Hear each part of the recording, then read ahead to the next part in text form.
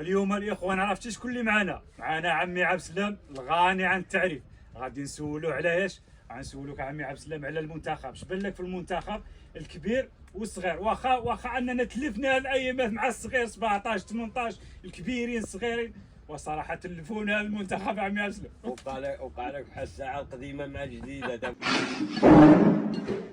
باقي اخر نقول له الساعه يقول لك واش القديمه ولا جديده؟ قديمه ولا جديده؟ وكاين شي قديمه هو التوقيت جرينيتش.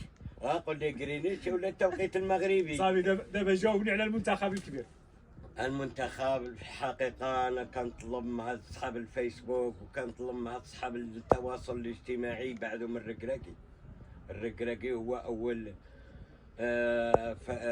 مدرب اللي عطانا يتم نصف النهائي الكاس العالم. يعني احتلنا الرتبه الرابعه، راه مزيانه. هذا اول حاجه. انا في العمر ديالي 64 عام. 64 تبارك الله. وتفرج مع حمان والعربيه حارضان وفارس وعسيله والهزاز اللي مثل الله يرحمه اللي باقي الله يذكره بالخير، من يداو كاس افريقيا في 76. ياه ديك الكاس راه يكون رجع مدري دابا. شكون اللي لاعب يمكن لك تعود لي اللعابه ديال 76 عامي عبد السلام اللي تعاقل عليهم؟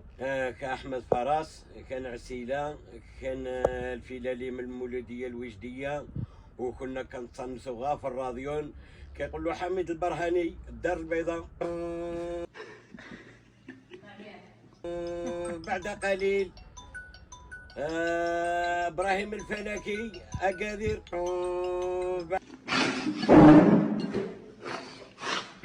بعد قليل